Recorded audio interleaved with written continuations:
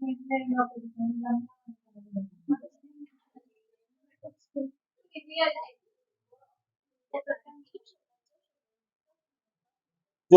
আর চোষণের মধ্যে। আচ্ছা, ধরো এটা একটা কলম, এই কলম দিয়ে আমি রক্ত চুষে নিতেছি, মানে কলমটা হইতেছে চোষক, আর যার যে পদ্ধতি নিতেছি ওইটা বলতেছে চোষণ। বুঝতে পারতেছো? চোষণ মানে হইতেছে একটা প্রক্রিয়া, আর চোষক মানে হইতেছে যার মাধ্যমে আমরা এই জিনিসটা করতেছি। আচ্ছা, আজকে আমরা পড়বো হচ্ছে বায়ুথলির এই প্রান্ত থেকে, তাই না? নিচ থেকে রুই মাছের বায়ুথলি এইখানে। আচ্ছা, তো আমরা এটা তো রুই মাছের বায়ুথলি, তাই না? তো এই বায়ুথলির একটু গঠন আছে, বায়ুথলির গঠন যদি আমরা একটু দেখি, এই যে এই হচ্ছে বায়ুথলি ছবিটা। তো এটার মধ্যে দেখা যাচ্ছে সেখানে কি কি জিনিস যেন দেখা যাচ্ছে, একটা নালী দেখা যাচ্ছে, আবার যে বায়ুথলি বা পটকাটা কয়টা খন্ডে বিভক্ত? দুইটা, সামনের দিকে একটা খন্ড, পিছনের দিকে আরেকটা খন্ড। সামনের খন্ডটা দেখা যাচ্ছে ছোট, পিছনেরটা বড়, এরকম কয়েকটা কথাবার্তা আছে। তো এগুলো হচ্ছে আমরা একটু দেখি, আমরা পিকচার লাগিয়ে নিচে আসবো। আচ্ছা, প্রথমে কি বলছে? রুই মাছের বাইট হলো একটা গভীর খাল দ্বারা দুইটা অসম প্রকোষ্ঠ। তাহলে এই দুইটা অসম প্রকোষ্ঠ শব্দটা একটু থাকবে। অসম প্রকোষ্ঠ, অসম প্রকোষ্ঠ শব্দটা একটু থাকবে। তাহলে রুই মাছের যে বাইট হলি, এটা কি সমান প্রকোষ্ঠ না অসমান প্রকোষ্ঠ? অসমান, কারণ দুই খন্ডে বিভক্ত, তবে একটা খন্ড ছোট আর একটা খন্ড বড়, আমরা অলরেডি একটু আগে দেখে আসছি। এর মধ্যে বলছে দাগ দেওয়ার সামনের খন্ডটা হচ্ছে ছোট, প্রকোষ্ঠটা ছোট, আর পিছনেরটা বড়। এগুলো কিন্তু আমি শিখে থাকবে স্যার। যে তাহলে রুই মাছের যে পটকাটা থাকে, পটকার কোন খন্ডটা ছোট?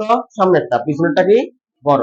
ছবিটার দিকে তাকাইলে আমরা দেখবো যে সামনের খন্ডটা হচ্ছে ছোট আর পিছনের খন্ডটা বড়। আচ্ছা, এখন বলছে অন্ননালী আর বায়ুথলির মাঝে একটা সংযোগ থাকে। তাহলে দাগ দাও, অন্ননালী দাগ দাও আর বায়ুথলি দাগ দাও। তাহলে রুই মাছের যে খাদ্যনালী আছে, মানে রুই মাছ যে খাবার খায়, আমাদের খাদ্যনালী আছে না? আমাদের খাদ্যনালী, রুই মাছের খাদ্যনালী আছে। রুই মাছের খাদ্যনালীর সাথে বায়ুথলির একটা কানেকশন থাকে, থাকবেই তো। বায়ুথলি কি অনেকটা পাকস্থলীর মতো না? বা সহজ কথা, এটা তো পেটের একটা অঙ্গ। আমাদের খাদ্যনালী যে পাকস্থলীর সাথে কানেকশন আছে না, একই রুই মাছের খাদ্যনালীর সাথে বায়ুথলির একটা কানেকশন থাকবে। একটা নালী থাকে, দেখো এই নালীটার নাম হচ্ছে নিউমেটিক নালী। এটার পাশে একটা স্টার দিয়ে রাখা স্যার, মাস্ট বি, এটা পরীক্ষা থাকবে। রুই মাছের অন্য নালীর সাথে বায়ুথলির কানেকশনের নাম কি? নিউমেটিক নালী। কি নালী? নিউমেটিক নালী। কেমনে মনে রাখবো? দেখো, এই অন্য নালীর নাম শেষে নালী আছে, আর নিউমেটিক নালী শেষে কি আছে? বলে স্যার এটা এমনি মনে রাখা যায়, কিন্তু না স্যার, একটু পরে ইংরেজি আরো কয়েকটা নাম আছে, একটা সাথে একটা প্যাচ লাগবে, বুঝবে একটু পরে যে একটা সাথে একটা কেমনে প্যাচ লাগে। আচ্ছা, এই নালীর আরেকটা নাম আছে ডাক্টাস নিউমেটিকাস। ডাক দাও, ডাক্টাস। আচ্ছা, তো বায়োলজিতে ডাক, ডাক শব্দটা দ্বারাই বোঝায় হচ্ছে নালী। ডাক শব্দ অর্থ কি? নালী। তারপর ডাক্টাস নিউমেটিকাস মানে হচ্ছে নিউমেটিক নালীরে বোঝায়। কোন নালীরে? নিউমেটিক নালী। আচ্ছা, দেন পরবর্তীতে, তো সবার ক্ষেত্রে তো আর এমন হইতে পারে না, সব মাছের ক্ষেত্রে এমন থাকতে পারে অনলির সাথে বায়ুথলির সংযোগ রুই মাছের ক্ষেত্রে আছে। তো যেই সকল মাছের ক্ষেত্রে, তো ব্র্যাকেট দিয়ে ফেলো, যেই সকল মাছের ক্ষেত্রে হচ্ছে এই অনলির সাথে বায়ুথলির কানেকশন থাকে, সেই সকল মাছকে আমরা বলি পাইশো ইস্টোমাস। পাইশো ইস্টোমাস বায়ুথলি। তাহলে পাইশো ইস্টোমাস বায়ুথলি কাদের বলি? যাদের হচ্ছে বায়ুথলির সাথে অন্নলের কানেকশন আছে। আর যেই সকল বায়ুথলির সাথে অন্নলের কানেকশন নাই, সেই সকল বায়ুথলিকে আমরা বলি পাইশোক্লিস্টাস। কি বায়ুথলি? তো দেখো, পরীক্ষা কিন্তু দুইটাই থাকবে অপশন, নতুন করে ওই দেখবা নিউমেটিক বায়ুথলি দিয়ে রাখবে, আর একটা নাম দিয়ে রাখবে। তখন তোমার প্যাচ লাগবে দুইটার মাঝে, যে কোনটা জানি পাইশো ইস্টোমাস আর কোনটা জানি পাইশো ক্লিস্টাস। আমি এটা মনে রাখবো ক্লিস্টাস থেকে কিপটা, তার মানে ওর কোনো নালী কানেকশন নাই, তাই না? কিপটামি করছে আর কি। তাহলে পাইশো ক্লিস্টাস এটা নালী নাই, আর পাইশো ইস্টোমাস এটা নিউমেটিক নালী আছে। ওকে, এখন সাইপ্রিনিড মাছ কি মাছ? সাইপ্রিনিড মাছ কারা কারা? রুই মাছ, কাতলা মাছ, পুঁটি মাছ। দাগ দাও। বলে সাইপ্রিনিড মানে কি? সাইপ্রিনিড মানে হচ্ছে রুই মাছের যে ক্লাসিফিকেশন আমরা দেখছিলাম, ক্লাসিফিকেশন না, শ্রেণীতাত্ত্বিক অবস্থান। দুইটা পেজ একটু উল্টাইয়া পিছনের দিকে ব্যাক করে দেখো, শ্রেণীতাত্ত্বিক অবস্থান। রুই মাছ কোন শ্রেণীতে অবস্থান করে? দেখো, রুই মাছের শ্রেণীতাত্ত্বিক অবস্থানের মধ্যে দেখো যে ফ্যামিলি, রুই মাছের অর্ডার, রুই মাছের ফ্যামিলি। দেখো, রুই মাছের অর্ডারের নাম সাইপ্রিফর্মেস, পাইছো? সাইপ্রিনিফর্মেস। আর রুই মাছের ফ্যামিলির নাম হচ্ছে সাইপ্রিনিডি, পাইছো স্যার? তাহলে সাইপ্রিনিড মাছ বলতে কি বোঝাচ্ছে? ওই যে রুই মাছের যে ফ্যামিলি গোত্র ছিল, ওই গোত্রের মাছকে কি নামে রাখা হয়? সাইপ্রিনিড। যেমন আমরা সাইকাস পড়ছিলাম না? সাইকাস কোন বিভাগের অন্তর্গত? সাইকাডোফাইটা। সাইকাডোফাইটা সব উদ্ভিদকে একসাথে কি নামে রাখছিলাম মনে আছে? সাইকাড। একইভাবে সাইপ্রিনিডি গোত্রের সব মাছটা একসাথে কি নামে রাখা যায়? সাইপ্রিনিড। কথা বুঝতে পারছো? এক্সাম্পল কি? রুই, কাতলা, পুঁটি। আমি শুধু থাকতে পারে নিচে কোনটা সাইপ্রিনিড মাছ যেহেতু দেওয়া আছে, আসতে পারে। তো ওই সাইপ্রিনিড মাছ যারা আছে, মানে সহজ কথা, রুই, কাতলা, পুঁটি মাছ যারা আছে, ওদের বায়ুথলি হচ্ছে পাইশোস্টোমাস। তার মানে নালী আছে না নাই? আছে। আর যাদের পাইশোক্লিস্টাস, ওদের এই নিউমেটিক নালীটা নাই। আচ্ছা, দেন এটা তো গেল নালী। এবার আসো রক্ত জালক। তো রুই মাছের বায়ুথলির বাইরের দিকে দাগ দাগ ঘন সন্ধি বিশিষ্ট রক্ত জালক থাকে। কি থাকে? রক্ত জালক। ধমনী, শিরা, কোষিক জালিকা নাম শুনছি আমরা। এই যে দেখো, রুই মাছের বায়ুথলির নিচের দিকে দেখো কিছু জালের মতো কিছু রক্ত জালক দেখা যাচ্ছে না? রক্ত জালক। এই রক্ত জালক গুলোর নাম হচ্ছে রেটিয়া মিরাবিলি। এগুলো প্যাচ লাগবে, কোনটা নিউমেটিক নালী, কোনটা রেটিয়া মিরাবিলি, এগুলো প্যাচ লাগবে টেস্টারে। তাহলে রুই মাছের কি হয়? বায়ুথলির নিচের দিকে কি থাকে স্যার? রক্ত জালক ঘন সন্নিবিষ্ট, ঘন হয়ে থাকে কোষিক জালিকা। এবার আসো, রুই মাছের বায়ুথলির দ্বিস্তর বিশিষ্ট। কয় স্তর? দাগ দাও। বাইরের দিকে যে স্তরটা, এটা আমরা বলি টিউনিকা এক্সটার্না। আর এক্সটার্না মানে আমরা এমনি বুঝি বাইরের দিক, তাই না? আর ভিতরের দিকে যেটা, এটা হচ্ছে টিউনিকা ইন্টারনা। একটা হচ্ছে যোজক টিস্যু দাগ দাও, আর একটা হচ্ছে মসৃণ টিস্যু। ভিতরটা পেশি দ্বারা তৈরি, আর বাইরের দিকটা কি টিস্যু? যোজক টিস্যু। যোজক টিস্যু বোঝো? কানেকটিভ টিস্যু আর কি, কানেকশন তৈরি করে। একজনের সাথে আরেকজন কি তৈরি করে? কানেকশন। যেমন রক্ত হচ্ছে এক ধরনের কি টিস্যু? তরল যোজক টিস্যু। আমরা বলি না আমাদের হাতের রক্ত কি হাতে থাকে না, সারা দেহে ঘুরপাক খায়, সারা দেহের জন্য এগুলো বলে কানেক্ট। দেখো ওইভাবে আসবে না, আসবে এটাই যে বাইরের দিকেটার নাম কি? টিউনিকা এক্সটার্না, আর ভিতরটার নাম টিউনিকা ইন্টারনা। যেমন ওই যে আমরা রক্তনালী করছিলাম না, ধমনী শিরা, রক্তনালী কিন্তু তিনটা স্তর ছিল, tunica externa, tunica media, tunica interna. মনে আছে ধমনী শিরা এগুলো? এখানেও সেম, বাট এটা দ্বি স্তর, এটা তিন স্তর না। এবার আসো, বায়ুথলির উভয় প্রকোষ্ঠের অন্তঃপ্রাচীরের এপিথেলিয়ামে একটি করে লাল বর্ণের গ্যাস গ্রন্থি থাকে। দাগ দাও, লাল বর্ণের কি গ্রন্থি থাকে? গ্যাস গ্রন্থি। বায়ুথলির উভয় প্রকোষ্ঠের অন্তঃপ্রাচীরের এপিথেলিয়ামে একটা করে লাল বর্ণের কি গ্রন্থি থাকে? গ্যাস গ্রন্থি। এদের নাম থাকবে রেটিয়া মিরাবিলিয়া। রেটিয়া মিরাবিলিয়া। এটা এই যে কিন্তু একটু আগে স্যার কি বলছিলাম যে রেটিয়া মিরাবিলিয়া হচ্ছে কোষিক জালিকা, বলছিলাম না একটু আগে? একটু আগে সেই যে গোলদাগ দিয়ে কি বলছি, এটা রেটিয়া মিরাবিলিয়া, বা এগুলো হচ্ছে কোষিক জালিকা। পরের লাইনে দেখো লেখা আছে রেটিয়া মিরাবিলিয়া মূলত এটা হচ্ছে একটা কোষিক জালিকার গুটি। বুঝছি কিনা? তার মানে এই কোষিক জালিকার যে গুটিটা, একসাথে যে কোষিক জালিকা ঘন হয়ে আছে, এটার নামে রেটিয়া মিরাবিলিয়া, এটার নামে গ্যাস গ্রন্থি। এটার নামে কি গ্রন্থি? কারণ এগুলো গ্যাস জমা করতে পারে, গ্যাস গ্রহণ করতে পারে। আচ্ছা, এখন আসো, রুই মাছের মধ্যে আমরা বলছিলাম তিন ধরনের গ্যাস থাকে, তাই না? কি দ্বারা মনে রাখতে বলছিলাম? অধিক, অনেক, অনেক নেই, হ্যাঁ অনেক, সরি। আচ্ছা, তাহলে অনেক দ্বারা কি? অক্সিজেন, নাইট্রোজেন আর কার্বন ডাই অক্সাইড। এখন প্রকোষ্ঠ কয়টা? দুইটা, একটা অগ্র প্রকোষ্ঠ, একটা পশ্চাৎ প্রকোষ্ঠ। এটা সামনের প্রকোষ্ঠ, এটা পিছনের প্রকোষ্ঠ। তো এখানে একটু কাজ আছে, দুইটা কাজ দুই রকম। অগ্র প্রকোষ্ঠের গ্যাস হচ্ছে রক্ত থেকে গ্যাস শোষণ করে। রক্ত থেকে গ্যাস কি করে? শোষণ করে, বায়ুথলির মধ্যে জমা করে। মানে রক্ত থেকে গ্যাস নিয়ে তার ভিতরে রাখে। এই অগ্র প্রকোষ্ঠের কাজ কি? রক্ত থেকে গ্যাস নিয়ে নিয়ে তার ভিতরে রাখা। গ্যাস তো রক্তের মধ্যে থাকে, অক্সিজেন কই থাকে? রক্তের মধ্যে থাকে না, কার্বন ডাই অক্সাইড রক্তের মধ্যে থাকে। কিন্তু পশ্চাৎ প্রকোষ্ঠ ও বায়ুথলি থেকে গ্যাস শোষণ করে রক্তে প্রেরণ করে, মানে একটা আরেকটা উল্টা কাজ করে। সামনেরটা রক্ত থেকে গ্যাসটা নিজের ভিতরে জমা রাখে, আর পিছনেরটা রক্তের মধ্যে উল্টে গ্যাস দিয়ে দেয়। কথা বুঝতে পারছো আমার? তাহলে দুইটা কাজ কিন্তু দুই রকম। সামনের প্রকোষ্ঠের কাজ রক্ত থেকে গ্যাস নেওয়া, আর পিছনের প্রকোষ্ঠের কাজ রক্তে গ্যাসটা দিয়ে দেওয়া। আর আরেকটা কাজ কি, মানে বৈশিষ্ট্য কি? সামনের প্রকোষ্ঠটা ছোট, পিছনের প্রকোষ্ঠটা বড়। এবার আসো, তাহলে দুইটা শব্দ পাইছি কিন্তু অলরেডি। একটা হচ্ছে নিউমেটিক নালী, আর একটা হচ্ছে রেটিয়া মিরাবিলি। এখনো যায় না, আরেকটা আছে যে তিনটা নিয়ে সব ব্যস্ত লাগে। রুই মাছের বায়ুথলি কিছু ক্ষুদ্র অস্থি দ্বারা, কার সাথে? অস্থি দ্বারা কানের সাথে যুক্ত থাকে। কার সাথে যুক্ত? কান। সে যেমন বায়ুথলিটা খাদ্যনালীর সাথে যেমন যুক্ত, আবার কার সাথে যুক্ত থাকে? কানের সাথে। কানের সাথে কি নালী দ্বারা যুক্ত না অস্থি দ্বারা যুক্ত? হাড্ডি দ্বারা যুক্ত। কি দ্বারা? হাড্ডি। এই অস্থিগুলাকে বলা হয় ব্যাবেরিয়ান ওসিকল। কি ওসিকল? দাগ দাও। বিজ্ঞানী ভেবার অর্থে এগুলো আবিষ্কার করছে, যদিও এখানে উচ্চারণ করতে গেলে ওয়েবার আসে, তাই না? WEBER, ওয়েবেরিয়ান ossicle. কিন্তু আসলে বাইরের দেশে ডাব্লিউ কে ভ উচ্চারণ করা হয়, মানে যদি একটা যাইতেছে কি ওয়েবেরিয়ান, তাই না? কিন্তু আসলে এটা উচ্চারণ করা হবে কি ব্যাবেরিয়ান। সব জায়গায় দেখবা যে বাইরের দেশে ডাব্লিউ আগে দিয়ে আসলে ডাব্লিউ উচ্চারণ হয় না, উচ্চারণ হয় কি ভ। বুঝতে পারছো? তাইলে রুই মাছের বায়ুথলির সাথে কে যুক্ত আছে? তার অস্থি। আর এগুলোর কি বলা হয়? ব্যাবেরিয়ান ওসিকল। আর ওসিকল শব্দের অর্থ হচ্ছে অস্থি বোঝায়, হাড্ডি বোঝায়। না ওর সাথে একটু একটু মিল আছে, দেখো ওসিকল অস্থি, ওসিকল অস্থি, তাই না? হ্যাঁ হ্যাঁ, বেসিকল। এত নাম বেসিকল কই বলছিলাম আমরা? ওই যে গোলগি বডিতে, তাই না? Endoplasmic reticulum. যাই হোক, ওই যে এখানে লেখা আছে জার্মান ভাষায় ডাব্লিউ উচ্চারণ কি এর মতো? বি এর মতো, ভয়ের মতো। তাহলে স্যার তিনটা জিনিস আসছে, একটা হচ্ছে ব্যাবেরিয়ান ওসিকল, তারপরে একটা হচ্ছে রেটিয়া মিরাবিলি, একটা হচ্ছে নিউমেটিক নালী। এই তিনটাতে স্যার কি পরিমাণ পরীক্ষা আসবে কল্পনার বাহিরে, প্রচুর আসে স্যার পরীক্ষায়। তাহলে নিউমেটিক নালী এটা কার সাথে যুক্ত? খাদ্য নালীর সাথে। নামের সাথে মিল আছে, নিউমেটিক নালী, খাদ্য নালী। ব্যাবেরিয়ান ওসিকল, ওসিকল মানে অস্থি, তার মানে এটা হচ্ছে কানের সাথে, কানের অস্থির সাথে। আর রেটিয়া মিরাবিলি, রেটিয়া মিলে, এগুলো হচ্ছে কি স্যার বলতো? কোষিক জালিকা বা গ্যাস গ্রন্থি, কোষিক জালিকা বা, মনে থাকবে। ওকে, এবার আসো, এই এই সংযোগ দ্বারা বায়ুথলিতে বিদ্যমান গ্যাসের পরিবর্তিত চাপ অন্তঃকরণের পেরিলিম্ফে পরিবাহিত হয়, যা মাছের ভারসাম্য।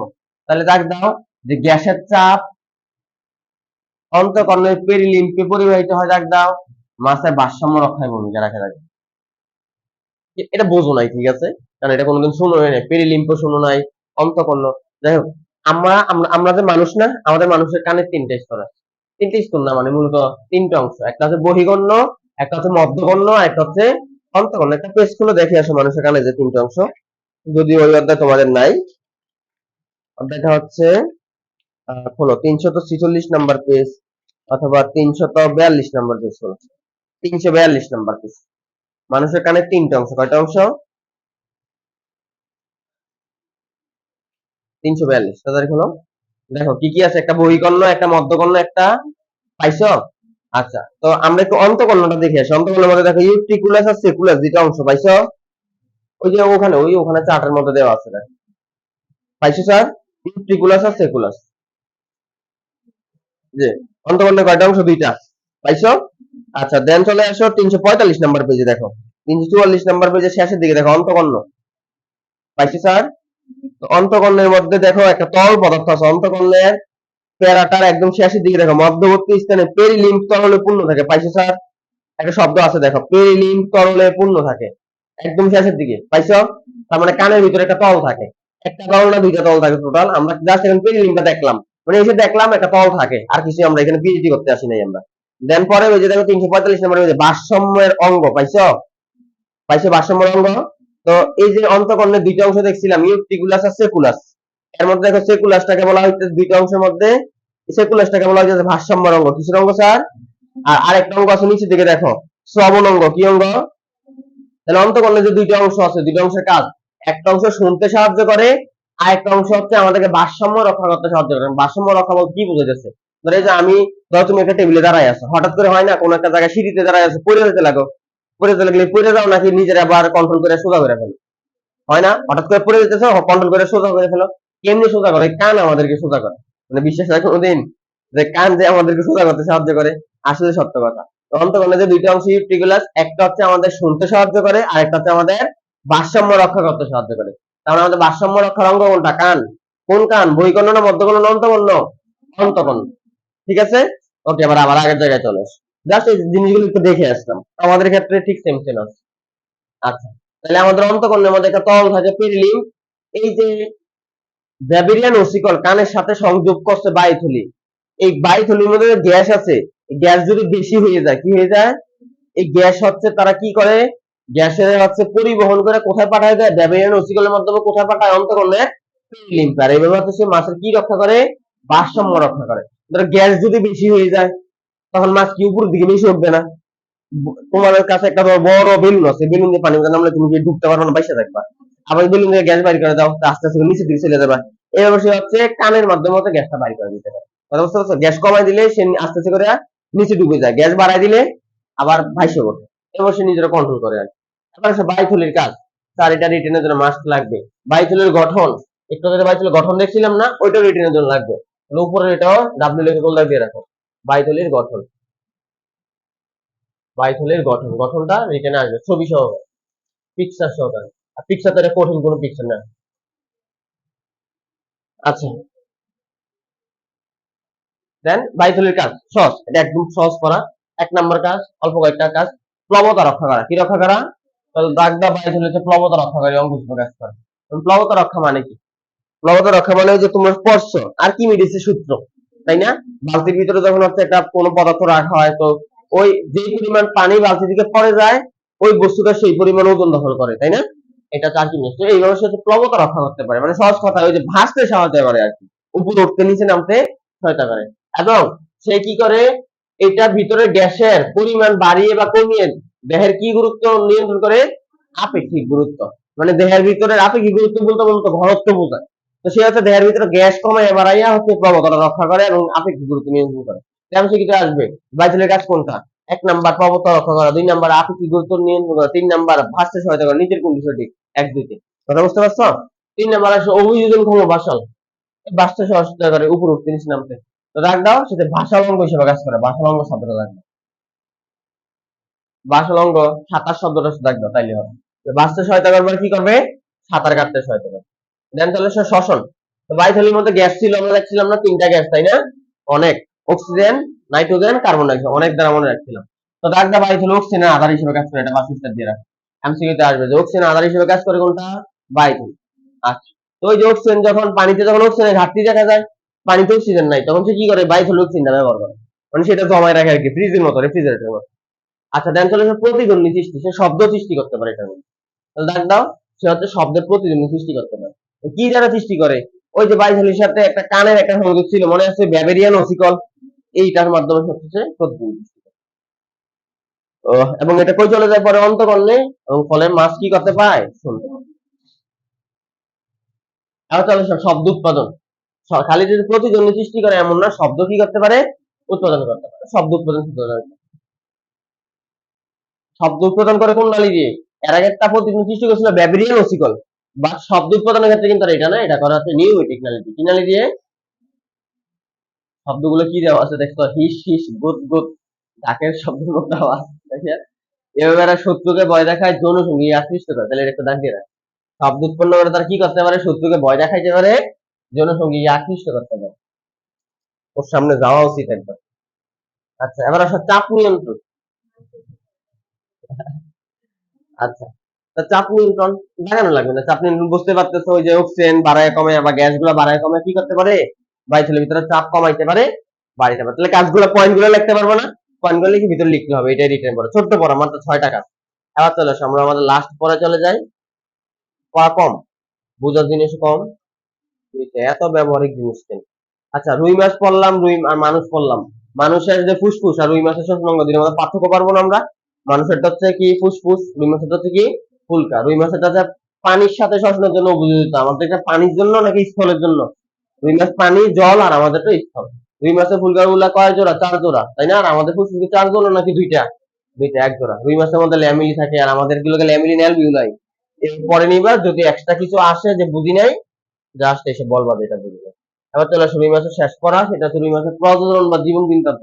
মানে ওই যে বলছিলাম রুই মাছের জীবন আর যৌবন শেষ করে দিব, এটা হচ্ছে রুই মাছের জীবন যৌবন। আচ্ছা, তো দেখ দাও, রুই মাছ স্রোতবিহীন বা দগ্ধ জলাশয়ে কোনোদিন ডিম পারে না।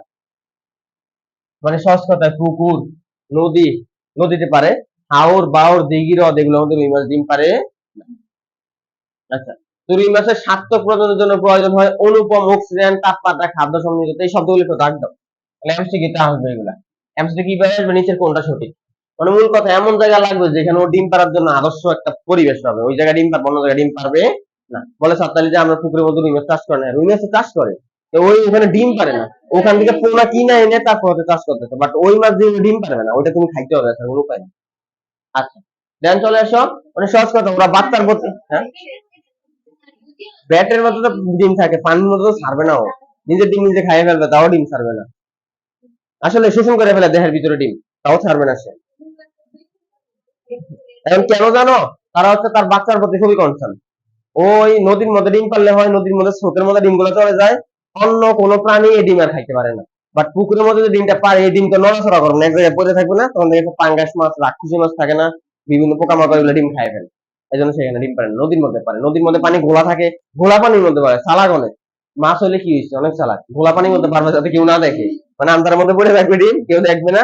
এই ডিমের মধ্যে এসে পুরুষ রুই মাছ শুক্রাণু ছড়াই দিবে, বাচ্চা ফুটে যাবে, এই আর কি। আচ্ছা, তা আসলে উপযুক্ত পরিবেশের অভাবে, এই যে ব্র্যাকেট দাও, খুবই গুরুত্বপূর্ণ, স্টার দিয়ে রাখো। উপযুক্ত পরিবেশ যখন সে পায় না, তখন সে ডিম পারে না, উল্টা ডিম দেহের ভিতরে শোষিত হয়ে যায়। বললাম না, নিজে খাইয়ে ফেলবে, তারপরেও ডিম পারবে না, নিজের ডিম নিজের দেহের মধ্যে শোষণ করে ফেলবে। এই প্রক্রিয়াকে বলে অ্যাক্টেশিয়া। কি শিয়া? মানে কি মজার ঘটনা না অদ্ভুত অদ্ভুত ঘটনা, যে নিজের ডিম নিজে শোষণ করে ফেলবে। এবার আসলে রুই মাছ, এটা আপনি লেখে গোলদার দাও, রিটেনের পড়া। রুই মাছের প্রজননতন্ত্র কি হয় আমরা একটু দেখি। 1 নাম্বার, প্রজননতন্ত্র আসি। তো জনন ঋতুতে, জনন ঋতুতে এখানে দেওয়া নাই। তো রুই মাছের প্রধান জননাঙ্গ কি? এক জোড়া শুক্রাশয়, আর স্ত্রীতে হচ্ছে 1 জোড়া ডিম্বাশয়। তাহলে পুরুষের বোঝা গেছে শুক্রাশয় থাকবে কয় জোড়া, আর শুক্রাশয় ডিম্বাশয় কয়টা করে থাকে? একটা না 2টা?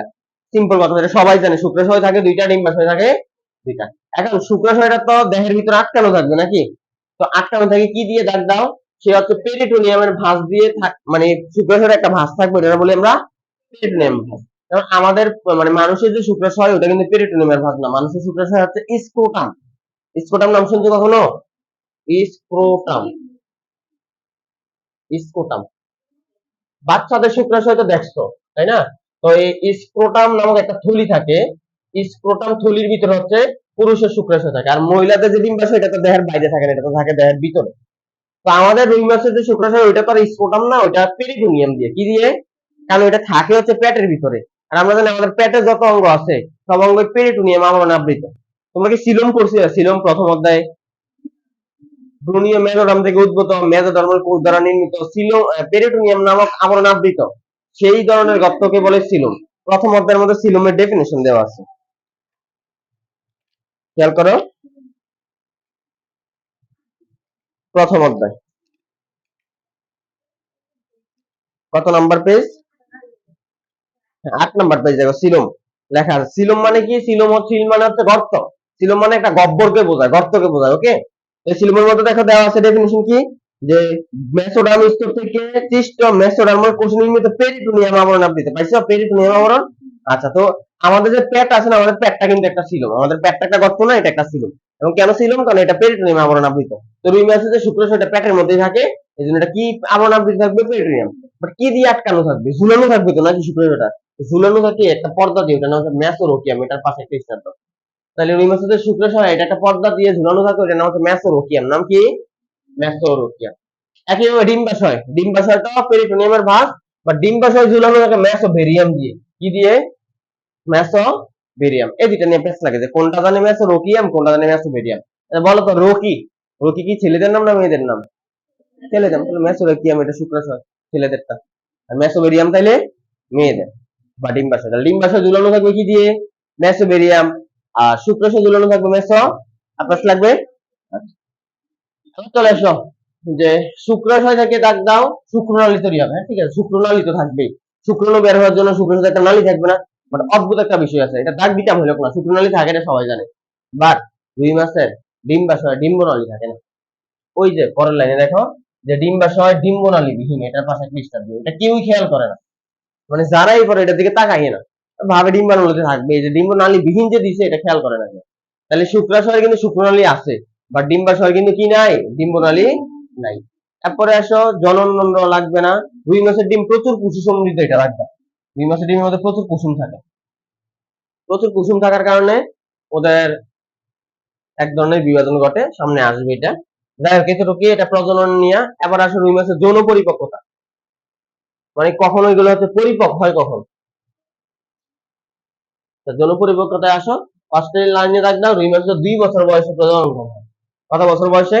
মানে ডিম পাড়ার জন্য 2 বছর পর্যন্ত লাগে। তবে আগে কয় বছরে জন্ম হইতো? 3 বছর, এগুলো দাগানোর দরকার নাই। তারপর বলছে অন্তঃপ্রজননের কারণে এখন রুই মাসে 1 বছর বয়সে কি প্রজনন ঘটে, এগুলো দাগানোর দরকার নাই। অন্তঃপ্রজনন বুঝো? জনন তো 2 প্রকার, একটা বহিঃজনন, একটা অন্তঃজনন। যেমন রুই মাছের কি কি মানে কি নিষেক ঘটে? অন্ত নিষেক না বই নিষেক? মাছের ঘটে বই নিষেক। মানে একটা মাছ ডিম পেড়ে দেয়, স্ত্রী মাছটা ডিম পেড়ে দেয়, পুরুষ মাছ ডিমের উপরে এসে শুক্রাণু ছড়ে যায়। আর অন্ত নিষেক মানে কি? শুক্রাণু ডিম্বাণু মিলন দেহের ভিতরে ঘটবে, যেমন মানুষের হচ্ছে অন্ত নিষেক ঘটে। তো এখন বর্তমানে অন্তঃপ্রজননের কারণে মানে হচ্ছে ওই যে কৃত্রিম ভাবে প্রজনন ঘটায় আর কি।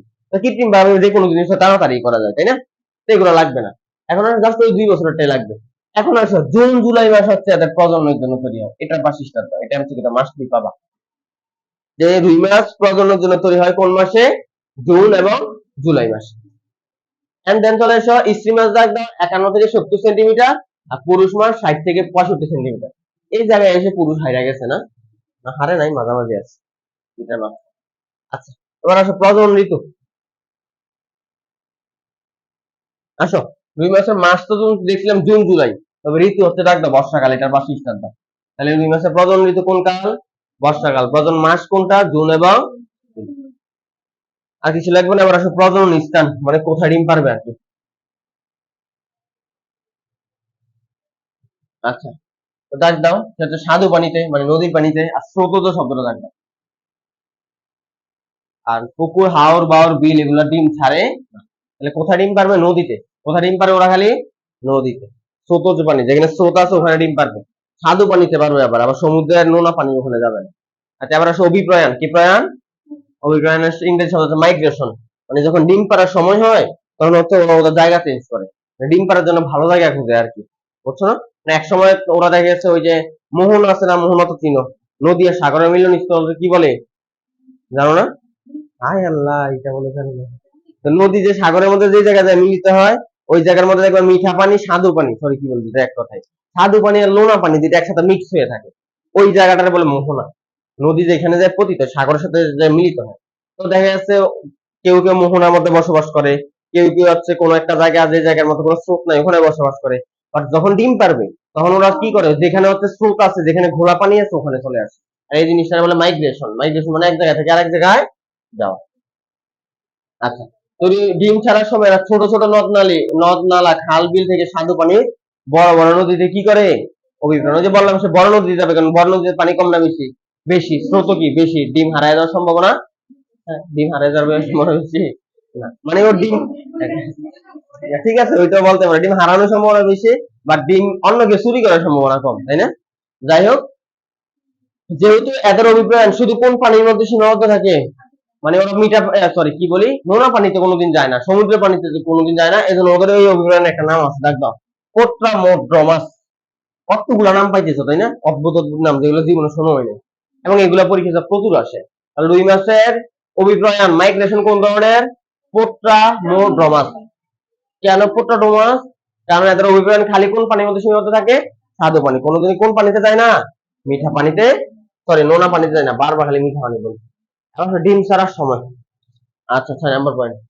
তো যৌন প্রজননের সময় যৌন পরিপক্ক পুরুষ এবং স্ত্রী রুই মাছ নদীর স্রোতের বিপরীতে, তাহলে স্রোতের বিপরীতে থাকবে, স্রোতের দিকে যায় না, স্রোতের দিকে মানে বুঝতে পারতেছো, ধরো স্রোত আছে সেই দিকে, ও স্রোতের বিপরীত দিকে যায়, তখন দেখো মাছ খালি নড়াচড়া করে যাইতে পারে না, হয় না?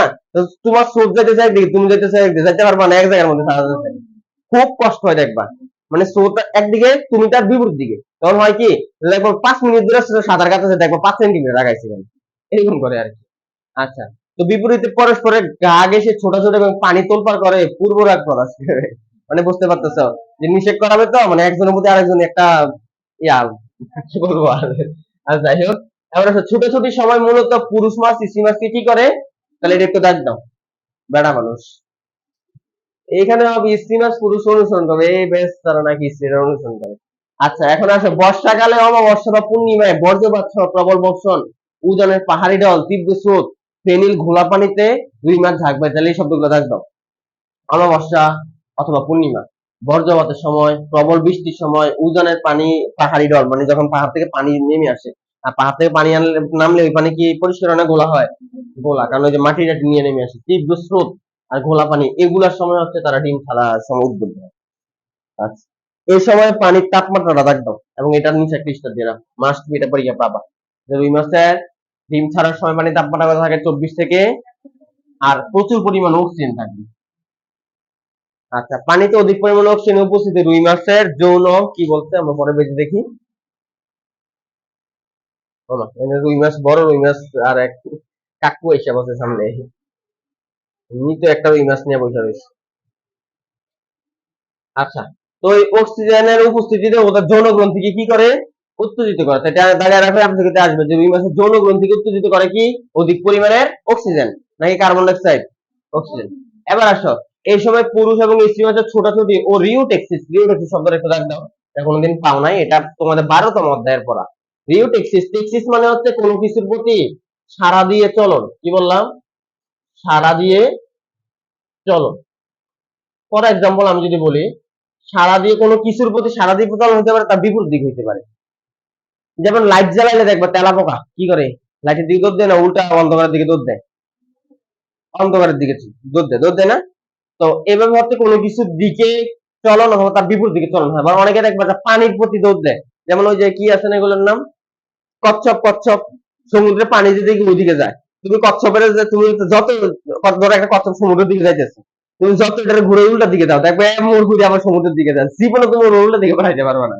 মানে ওরা যদি মোড় ঘুরে সমুদ্রের দিকে যাইতেছে, তুমি এটা নিবা, নিয়ে একটা প্যাকেটের মধ্যে, পুরো অন্ধকার একটা প্যাকেটের মধ্যে ঢুকাবে, ঢুকাই এটার মাথাতে একটা ঝাঁকি টাকি দিবা, দিয়া দৌড় হাইটা 2 কিলোমিটার দূরে যাও, 2 কিলোমিটার মানে 200 মিটার দূরে গেলা, গিয়ে এটা সমুদ্রের উল্টা দিকে দিলা, দেখবে সাথে সাথে ঘুরে সমুদ্রের দিকে যাইতেছে আবার। এটা এগুলারে বলে টেক্সিস, কোনো কিছুর দিকে চলন। তো টেক্সিস তোমাদের বই আছে 12তম অধ্যায়, খুলো, খুলে একটু দেখে আসো। তোমাদের সিলেবাসে নাই আর কি, বই আছে 12তম অধ্যায় একদম লাস্ট অধ্যায়। টেক্সিস 489 নাম্বার পেজ খুলো। টেক্সিস দুই প্রকার হয়, একটা হচ্ছে পজিটিভ টেক্সিস আর একটা হচ্ছে নেগেটিভ টেক্সিস। পজিটিভ টেক্সিস আর নেগেটিভ। পজিটিভ মানে এটার দিকে যাওয়া, নেগেটিভ মানে এটার বিপরীত দিকে যাওয়া। যেমন তেলা পোকা যে আলোর বিপরীত দিকে যায়, এটা কি পজিটিভ না নেগেটিভ? নেগেটিভ। আলোর উল্টো দিকে যায়, সমুদ্রের পানির দিকে যে কচ্ছপ যায়, এটাকে পজিটিভ না নেগেটিভ? পজিটিভ।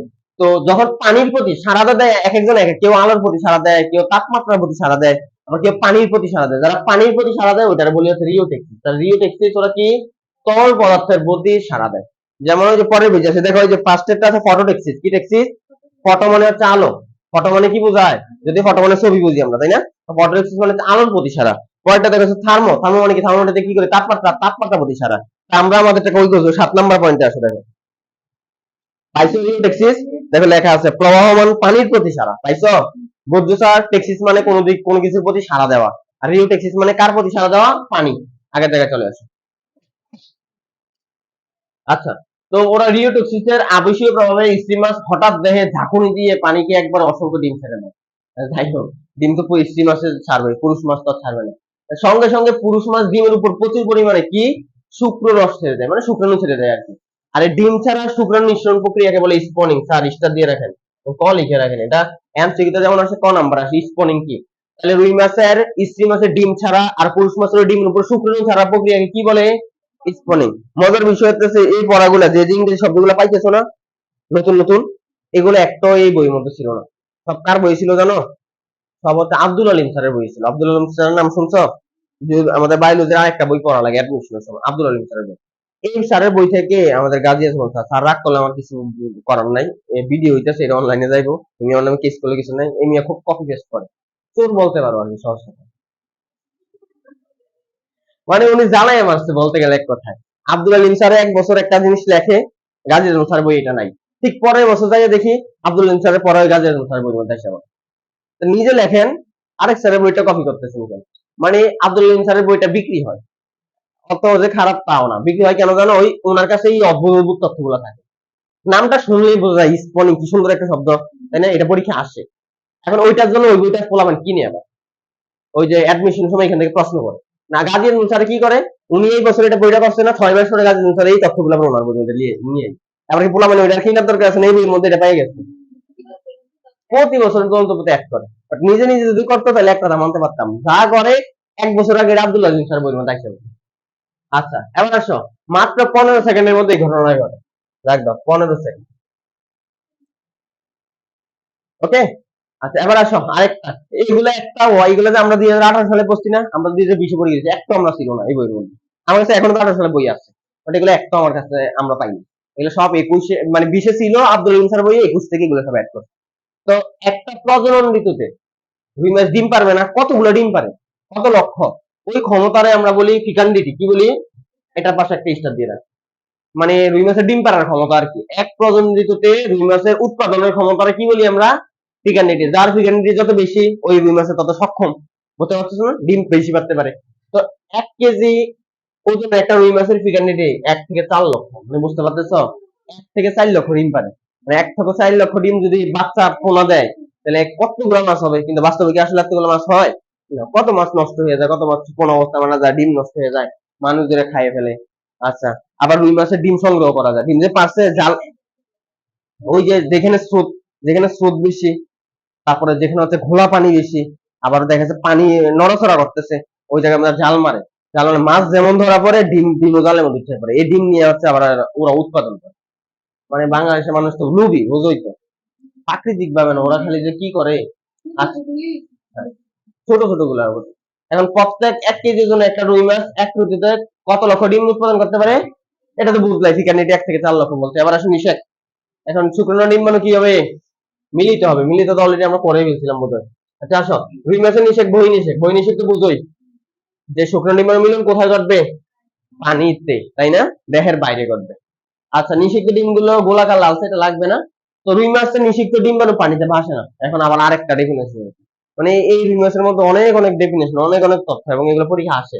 রুই মাছের ডিম্বাণু পানিতে ভাসে, ভাসে না দেখে তো বাইসে গেছে, ভাসলে তো বাসা ছাড়াই মানুষ যেমনি ধরে, আর ভাসলে তো ডিম এগুলো আর একটা পাওয়া যাইছিল না। ছোট পোলা মনে দেখে গেছে ওই যে তোমরা কি করো, খাসানি বলো কিনা, তরকারি অথবা যে চাল ধোজ এগুলো কি বলো তোমরা? ঝাঁকা। যাই হোক, ঝাঁকা দিয়ে পুকুরে কোনোদিন মাছ ধরছো? পিচ্ছি পোলা মানে দেখবো পুকুরের মধ্যে ছোট ছোট মাছ এগুলো দিয়ে, হ্যাঁ, গুড়া মাছ বলে। তো রুই মাছের ডিম পানিতে ভাসে না, পানিতে ডুবে যায়, আর এই জন্য এই ডিমকে বলে ডিমার্শাল ডিম। কাকে বলে ব্র্যাকেট দাও, একটা স্টার দিয়ে রাখ। তারপর রুই মাছের ডিম কি ধরনের ডিম? ডিমার্শাল। ডিমার্শাল ডুবে যায়, সহজ কথা, ডিমার্শাল ডুবে যায়। তাহলে যাদেরটা ডুবে না ভাসে তাদেরটা কি বলে, ব্র্যাকেট দাও, তাদেরটা হচ্ছে পেলাজিক ডিম। কি ডিম? সামুদ্রিক মাছের ডিমগুলো আকারে ছোট হয়, হালকা হয়, আঠালো হয়, আঠালো আবার আবরণী বিহীন হয়, এবং এগুলো নিষেকের পর ডুবে না, এগুলো বেঁচে থাকে। তাহলে নদীতে যে মাছগুলা বসবাস করে ওদের ডিম পানিতে ডুবে যায়, আর সামুদ্রিক গুলা বেঁচে থাকে। সামুদ্রিক গুলা এই জন্য বলা হয় পেলাজিক ডিম, মানে উল্টা। আর যেগুলো নদীতে এগুলো ডুবে যায় এগুলো বলে ডিমার্শাল। ডিমার্শাল কি ভাসে না ডুবে? ডুবে। আর সামুদ্রিকের যেগুলো এগুলো কি ভাসে না ডুবে? ভাসে। ওকে, পারবা? এই দুইটা ডেফিনেশন পাশে পৃষ্ঠা দেবে। আবার আসো, রুই মাছের জীবন চক্র শেষ হয় না কেন? আচ্ছা আসো, তো এখন নিষেক হয়ে গেছে না, নিষেক হলে শুক্রাণু মনে কি তৈরি করে, জাইগোট। তাহলে আমরা জাইগোটটা কি করা লাগবে? পরিস্ফুটন ঘটাবো, করাইতে করাইতে একসময় একটা কি মাছ বানাবো, বড় মাছ বানাই ফেলবো না? এটা কেমনে হয়? তো আসো, রুই মাছের যে জাইগোট, এই জাইগোটটা দাগ দাও কত মিলিমিটার ব্যাস, এটা পরীক্ষা আসবে না, তারপর দাগ দিয়ে না। এর ভূমি পরিস্ফুটন খুব তাড়াতাড়ি তাড়াতাড়ি শব্দটা দেখো, আমি কি আসবে, রুই মাছের ভূমি পরিস্ফুটন দেরিতে হয়, আসলে দেরিতে হয় না তাড়াতাড়ি হয়? তাড়াতাড়ি।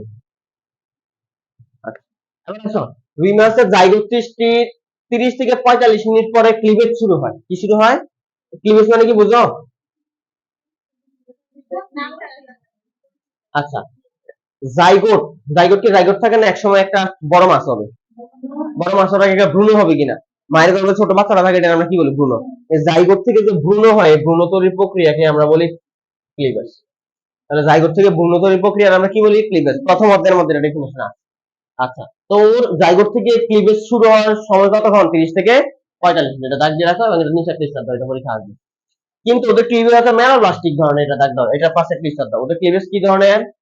ক্লিভেজ দুই ধরনের হয়, একটা হচ্ছে ম্যারোপ্লাস্টিক আর একটা হচ্ছে হলোপ্লাস্টিক। কি প্লাস্টিক? ক্লিভেজ কয় ধরনের স্যার তাইলে? ম্যারোপ্লাস্টিক আর হলোপ্লাস্টিক। এখন কোনটা কি? ম্যারোপ্লাস্টিক মানে হচ্ছে আংশিক ক্লিভেজ, আর হলোপ্লাস্টিক হচ্ছে পূর্ণাঙ্গ ক্লিভেজ বা সম্পূর্ণ ক্লিভেজ। তো ওদের ক্লিভেজ ভালোভাবে সংগঠিত হতে পারে না, পুরাটা জাইগোটের মধ্যে ক্লিভেজ হয় না, একটা অংশের মধ্যে খালি হয়, যে জায়গার মধ্যে নিউক্লিয়াস থাকে খালি ওই অংশটার মধ্যে ক্লিভেজ হয়। এখন পাবো, এই যে দেখো, হ্যাঁ, এক পাশে সরে যায়, এই যে এখন পাবা কোন প্রাণীর ডিমে যখন ভেজিটাল পুল, আমরা জানি আমাদের যে জাইগোট আছে, জাইগোটের দুইটা পোল থাকে, একটা হচ্ছে ভেজিটাল পোল আর একটা হচ্ছে এনিমেল পোল। নাম শুনছো? প্রথম অধ্যায়ের মধ্যে আছে, হ্যাঁ, একটা পেজ খুলে দেখে আসি একটু। আমাদের যে জাইগোট থাকে, জাইগোটের কয়টা প্রান্ত থাকে? দুইটা প্রান্ত। কত নাম্বার পেজ সবাই খোলো? 4 নাম্বার পেজ, এখানে আছে দুইটাই, 4 নাম্বার পেজ। 4 নাম্বার পেজে দেখো, ক্লিভেজ ও ভ্রূণ বিকাশ পাইছো? ওখানে দেখো লেখাই আছে যে ক্লিভেজ দুই ধরনের, তৃতীয় লাইনে হলোপ্লাস্টিক বা আংশিক ক্লিভেজ, সম্পূর্ণ ক্লিভেজ, আর একটা হচ্ছে আংশিক বা ম্যানোপ্লাস্টিক। পাইছো স্যার?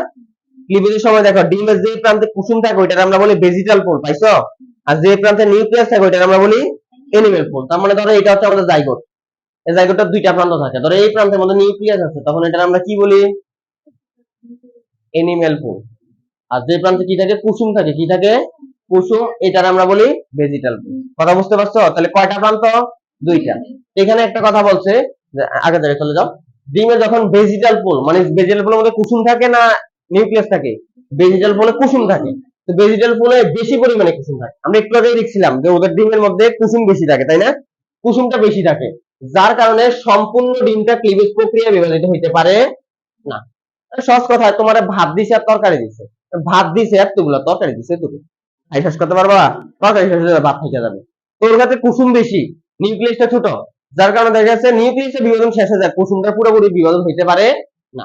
এই যে ডিমটা ক্লিভেজ প্রক্রিয়া হইতে পারে না, তখন নিষিক্ত নিউক্লিয়াসটা কুসুমের পৃষ্ঠতলে একটা ক্ষুদ্র অংশে আশ্রয় নেয়, নিউক্লিয়াসটা উপরে থাইকা যায় বিভাজন হইয়া, বাট কুসুমটা পুরোপুরি বিভাজিত হইতে পারে না, তখন দেখতে একটা ছোট ডিবির মতো মনে হয়, মানে কুসুমের উপরে নিউক্লিয়াসের ছোট্ট একটা ডিবি হয়ে রয়েছে এমন মনে হয়।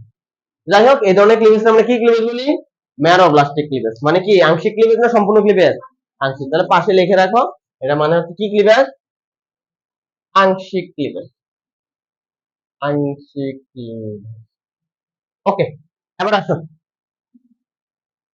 ক্লিভেজ শুরু হওয়ার পরে আমরা তো জানি যে নিউক্লিয়াস সংখ্যা বাড়বে, তাই না? একটা নিউক্লিয়াস থেকে কয়টা হবে? 2, 2 থেকে 4, 4 এর পরে 8, 16, 32, 64, 128, 256, 512, 1090, 2040 বাড়তে থাকবে এভাবে। এই যে এটাই বলছে, ক্লিভেজ শুরু হওয়ার পর নিউক্লিয়াস 2, 4, 8, 16, 32 এভাবে বাড়তে থাকে। এগুলো দেখানোর দরকার নাই। ক্লিভেজের ফলে সৃষ্ট প্রত্যেকটা কোষকে আমরা বলি ব্লাস্টোমিয়ার। কি বলি? আচ্ছা, আমাদের কিছু ধাপ আছে, ধাপগুলোর নাম হয়তো তোমরা শুনছো, আমি একটু লিখি। ফার্স্টে আমাদের ছিল জাইগোট। কি স্যার? জাইগোট। জাইগোটের পরে এই জাইগোট তো কয়টা কোষ স্যার? একটা কোষ। জাইগোটটা বিভাজিত হয়ে অনেকগুলো কোষ স্তর তৈরি করে, এগুলাকে আমরা বলি ব্লাস্টুলা। কি বলি? এই যে এখানে অনেকগুলো কোষ, এটাকে আমরা বলি ব্লাস্টুলা। কি বলি? ভুল করছি, লেখাটা এখানে লিখি। জাইগোট, জাইগোটের পরে তৈরি হয় ব্লাস্টুলা। কি তৈরি হয়? ব্লাস্টুলা। তাহলে ব্লাস্টুলার পরে তৈরি হয়, না ব্লাস্টুলা না, আগে হয় মরুলা। যদি এখানে ব্লাস্টোমিয়ার আগে দিয়ে রাখছে, তাই না? জাইগোট, এই লেখা আছে দেখো, জাইগোট, তারপর হয় মরুলা। কি হয়? তারপরে হচ্ছে হয় ব্লাস্টুলা। কি হয়? ব্লাস্টুলা। তারপর হয় গ্যাস্টুলা। এই চারটা ধাপ সিরিয়ালে মনে রাখা লাগে। গ্যাস্টুলা। দেখো, প্রথমে আসলে একটা কোষ, কয়টা কোষ? এই কোষটা বিভাজিত হইতে হইতে অনেকগুলো কোষ তৈরি করে, এই যে অনেকগুলো কোষ।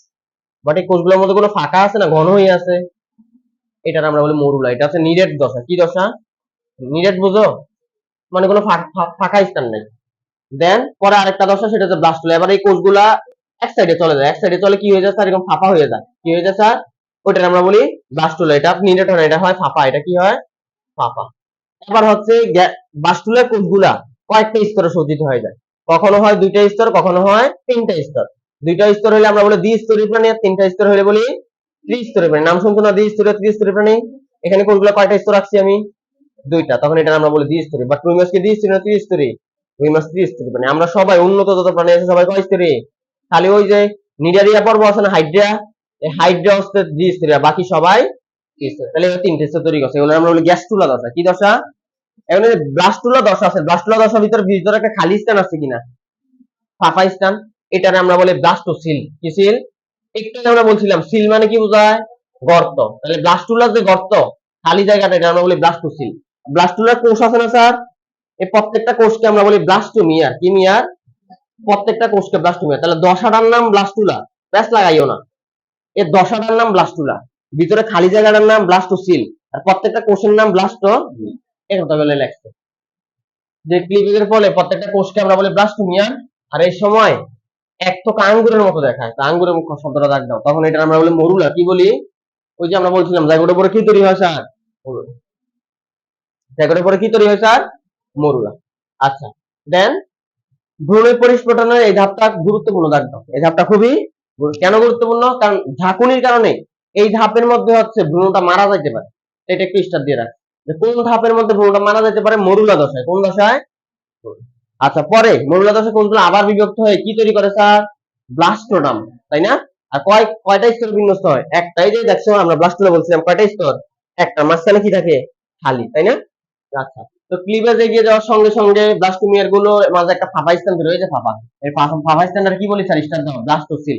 ব্যাখ্যা করছি না, করি নাই স্যার? খালি স্থানটা কি বলি আমরা? ব্লাস্টোসিল। তখন এই দশাটা আমরা কি বলি? ব্লাস্টোলা। ওই যে স্যার লিখে রাখছে ব্লাস্টোলা 3 নাম্বার। আচ্ছা, এবার আসো পরবর্তীতে। চুপ করে ধৈর্য ধরে 10 মিনিট বসো, শেষ করে দিয়ে এটা আটকা রেখে তো লাভ নেই। ব্লাস্টোডার্মে না, শেষের পেজে পড়া নাই, শেষের পেজে খালি একটা শব্দ, পরের 2 পেজে আছে ওখানে খালি একটা শব্দ একদম হালদা নদী। হালদা নদী ছাড়া কিছু দাগ দিব না, আর কিছু লাগবে না। ওই সংরক্ষণের কিন্তু খালি একটা শব্দ দাগ দিব, হালদা, আর কিছু দাগ দিব না। আচ্ছা, খেয়াল করো, ব্লাস্টোডার্মের কোষগুলো প্রথম দিকে কুসুমের উপর টুপির মতো বিন্যস্ত থাকে, লাগবে না? কোষ বিভাজন অব্যাহত থাকায় কোষগুলো কুসুম দিকে প্রসারিত হয়ে একটা শব্দ থাকবে ব্লাস্টোপোর তৈরি করে। কি তৈরি করে? আচ্ছা, পোর মানে বোঝা ছিদ্র, পোর মানে কি? ছিদ্র। তো ব্লাস্টুলার মধ্যে একটা ছিদ্র তৈরি হয়। কি তৈরি হয় স্যার? এই যে ধরো এই একটা ফাঁকা স্থান,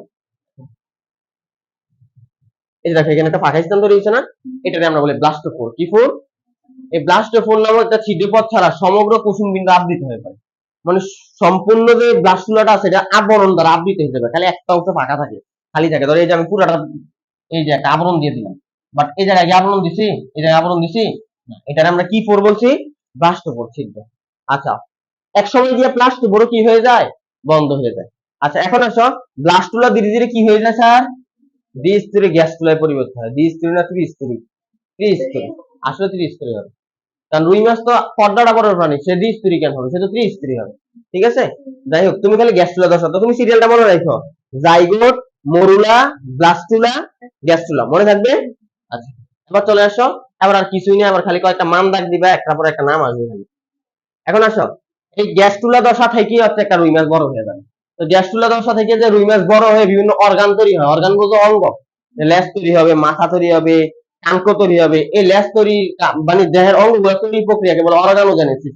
জেনেসিস মানে কি আমরা জানি বায়োলজিতে, তৈরি করা। জেনেসিস মানে কি, আর অর্গানোজেনেসিস মানে অর্গান তৈরি করা। কি তৈরি করা, অর্গান তৈরি করা। আচ্ছা, ভ্রূণের মধ্যে নানা ধরনের পরিবর্তন দেখা যায়, এগুলো লাগবে না। দেখ দাও, ডিম থেকে লার্ভা বের হয়ে আসে হচ্ছে 15 থেকে 18 ঘন্টার মধ্যে।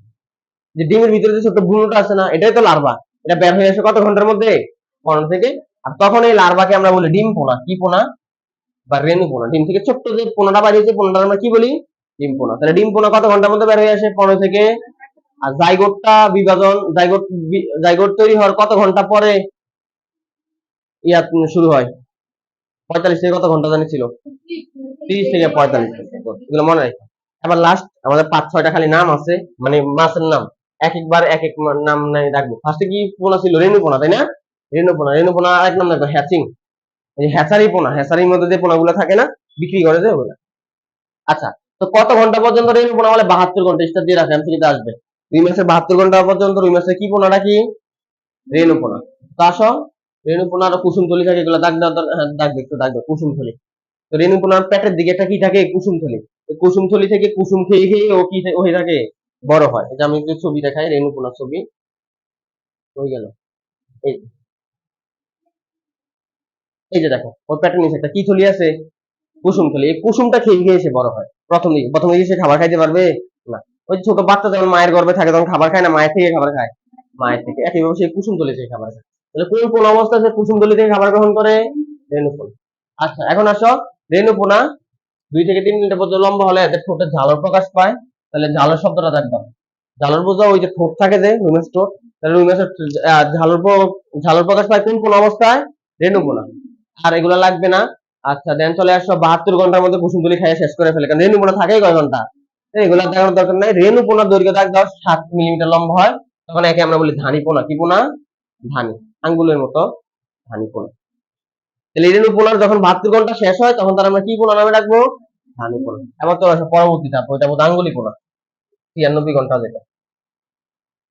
আচ্ছা ধানি পোনা, ওই যে ধানি পোনা দিয়ে শুরু হয়েছে। ধানি পোনা আরেক নাম দেখো ফ্রাই পোনা, মানে আবার ভাইজারে যে খাওয়া যাবে এরকম একটা অবস্থা হয়েছে মোটামুটি। ধানি পোনার বয়স 72 ঘন্টা থেকে 8 দিন। কয়দিন, 8 দিন। আগে ছিল এটা 96 ঘন্টা, এখন এটা 8 দিন বানাইছে, 2 দিন পর পরে চেঞ্জ করে।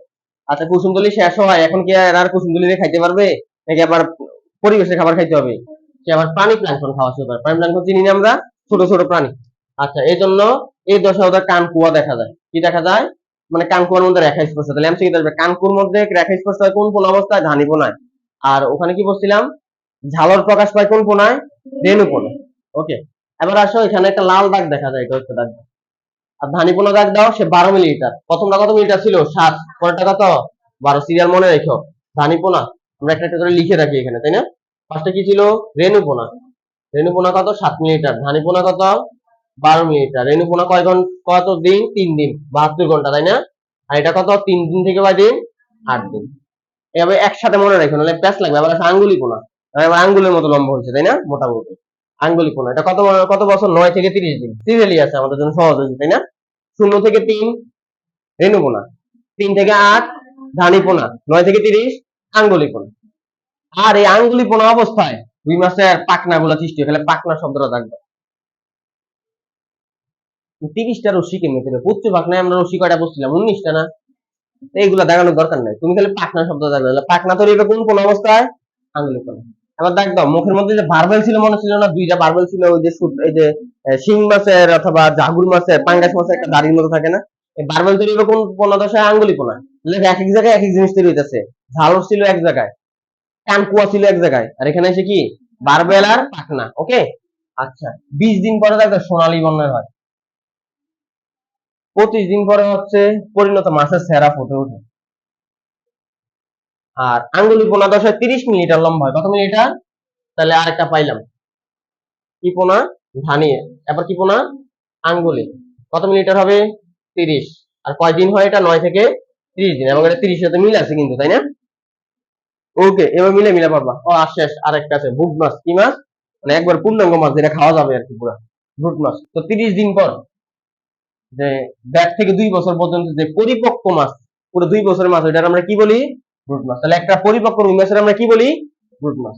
স্যার এই যে চারটা নাম, এগুলা পরীক্ষা প্রচুর আছে। ব্রুট মাছ, ধানিপোনা, আঙ্গুলিপোনা, প্রত্যেকটা পরে স্টার, প্রত্যেকটা পরে স্টার।